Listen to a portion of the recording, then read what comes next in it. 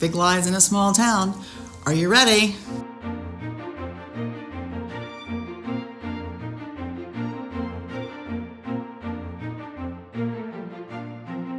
Good afternoon. I'm Sharon Burtz, and welcome to my Book and Wine Club.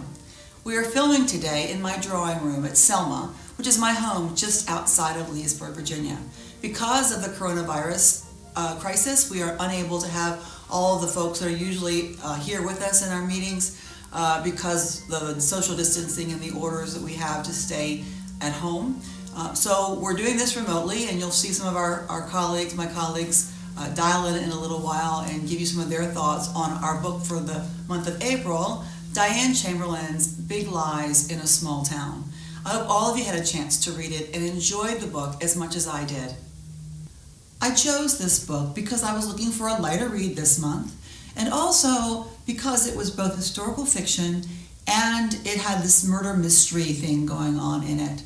I was looking for a female protagonist. We've had a number of men that we've followed in the last few months, and it's set in the South. And I just love historical fiction, especially if it's a Southern United States historical fiction piece. And this one accomplished all those objectives. Plus, I love the way Diane Chamberlain writes, and so I thought it was a perfect way to kick off our spring with this book, which I really loved it in a lot of ways, and we'll talk about why in just a few minutes. But before we get into why I like this book so much and my analysis of the sort of an author's point of view when reviewing another author's work, let me first give you a quick summary of what the book's about. It's a tale of mystery and murder in a sleepy small town in North Carolina, and the story opens with a prologue, which I also enjoy, a prologue of a dead body being found by children near a stream in March of 1940. From there, Chamberlain, she introduces us to two separate, really protagonists, two aspiring artists in their early 20s, separated by 80 years. We meet Morgan Christopher in 2018, and she is serving a 3-year sentence at the North Carolina Correctional Facility for Women in Raleigh, North Carolina, when she is mysteriously released by two women that she's never met. Next, we meet Anna Dale in 1940. And she's living in Plainfield, New Jersey, which I understand also be the author's hometown, when she's selected as the winning artist to paint a mural that each have been tasked to complete. Both Anna has been tasked to complete it as part of her project, winning that commission from the Public Works Work Progress Administration during the Great Depression. And Morgan is tasked to complete the restoration of that mural by these two women who have released her from prison.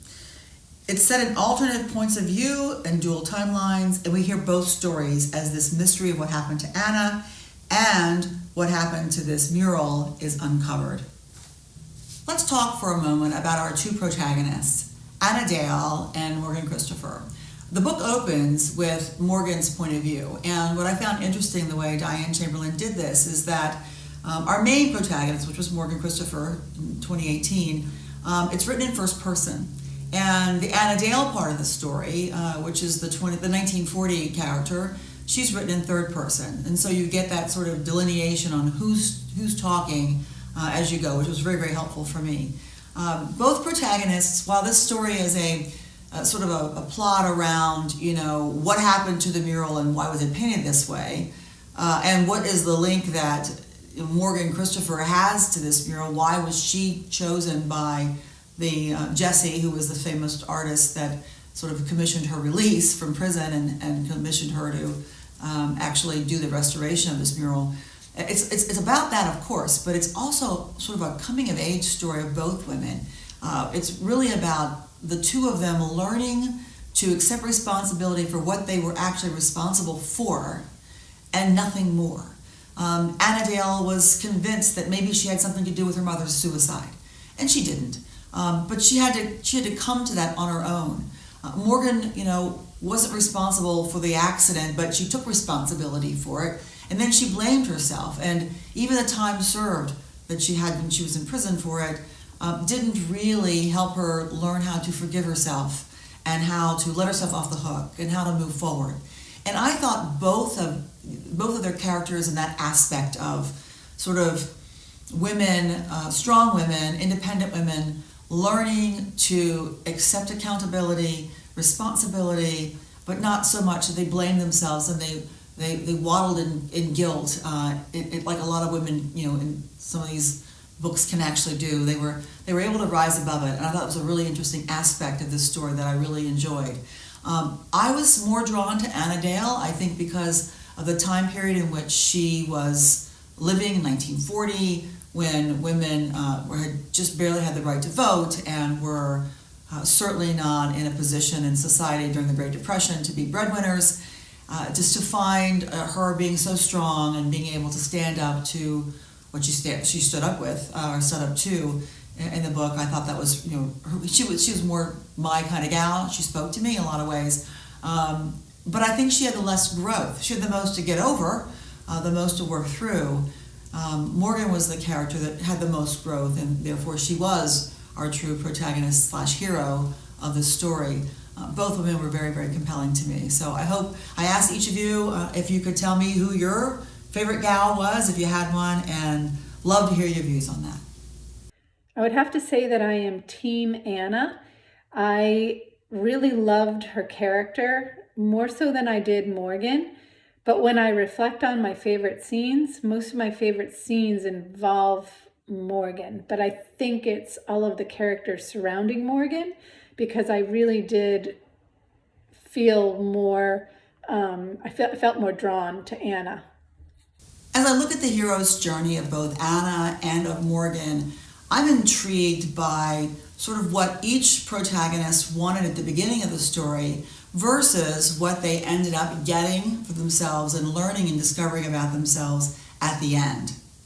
My favorite parts of Big Lies in a Small Town really focus around Mama Nell. Mama Nell as an adult interacting with Morgan, and Nell interacting as a small girl with Anna. I loved her character, and she was so refreshing and so real. And even as an adult, when she was trying to explain Anna, I just loved her. She was really my favorite character in the book. All the way through, she was really the string that wove all of the characters together. I loved her. For Morgan, she had two sort of objectives. One was she wanted to be free from her old life, out of jail, new beginning. Let me just get through this project and then I can move forward. But she wanted to be an artist. She wanted to have the ability to put her own talent onto the canvas and express herself artistically. And she learned throughout this that she didn't have that talent and she didn't have that ability, but she had something that was different. That was what she needed, and that was the ability to restore something that someone else had painted originally with the same loving care by learning to get into their lives and the emotion behind that painting when they painted it. And I think that was really important for Morgan as she moved. It says that there's talent, different kinds of talent, and mine is this, and the curiosity and the love and the connection that she had to that painting, that someone else's emotional work became a driving factor for her. I think for Anna it was just the opposite, or just the same actually in a lot of ways, that she had the talent, which Morgan didn't have, in that direct sort of way of being able to put your emotion onto canvas. She had the talent, and she was trying to put that talent to use to tell a town story, a story that wasn't her own. And what happened to her was her experience in that town drove her to interpret her own experience on that canvas, not necessarily the town's experience in their history and their past. So she sort of grew to realize that, and by the way, that experience that she had, which was so terrible and traumatic for her in that town, sort of formed her forever. This story really is a coming-of-age story for both Anna and for Morgan. Learning to forgive yourself, learning to take responsibility only for what you're responsible for, learning to move on with your life in a meaningful way and not be sort of chained to your past.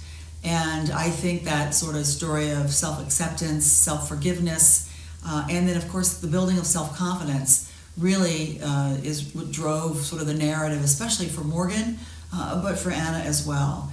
One of the things I really really liked about the way that Diane Chamberlain did this was that she brought us through each woman's journey, where they were in terms of those realizations at the same time, so that as you were discovering sort of the building of self-confidence within Morgan, we were seeing that self-confidence build in the next chapter with Anna, so that you were on the same parallel with them, which was very helpful to me as we move both characters forward to this convergence at the end.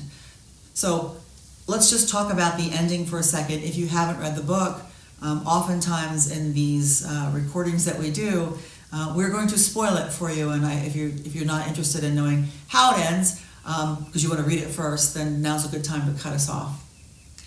One of the questions I always ask is, did the ending work for you? And for me, it really did. In terms of everything came together, every contract that Diane Chamberlain made with me as a reader was answered, was met, was fulfilled. I understood, exactly why Anna Dale, painted the mural the way she did. I understood why Morgan Christopher was selected by Jesse as the person to restore the mural. I understood who and why the symbolism from the iris that was in the paintings that existed. It all converged beautifully, I think, at the end. All the little contracts, all the little plot points were wrapped up in a nice bow, which I thought was nice. Sometimes I do like to see a little mystery, sort of something not quite bundled up that I have to think about. But I was not in the mood for that this month, and so I'm quite happy that the book did answer all those questions for us. I thought that it was a beautiful way to end the story. And, I was a little not happy in the beginning with Morgan's sort of need for a relationship. She was very needy with this crush she had on Oliver, who, by the way, was our unsung hero in many ways. But I became more comfortable with it. As the book ended, I felt that, the two of them had that connection, and I was glad to see a little bit of romance pull through the book. Makes us all very happy to have it end that way. One thing that I was really pleased with about the book, I thought the pacing, I thought it moved fairly well. A couple of the smaller chapters I might, as an author, have combined together because I felt that they a little choppy going from one character to another, and it could have maybe sort of improved the pacing a bit if they had been sort of combined. But I thought the pacing moved beautifully. I read a review where someone had said, I'm not sure which reviewer it was, that they thought it was a little slow at first, and I didn't find that at all with the book. I thought it moved beautifully well. I did really, like I said earlier, the first person, third person point of view, so that it was easy to tell whose head I was in as we moved through the plot. I thought that was kind of interesting. Symbolism, the color red obviously is a huge factor for passion and for blood and for rage and for all the things that red can symbolize in a book.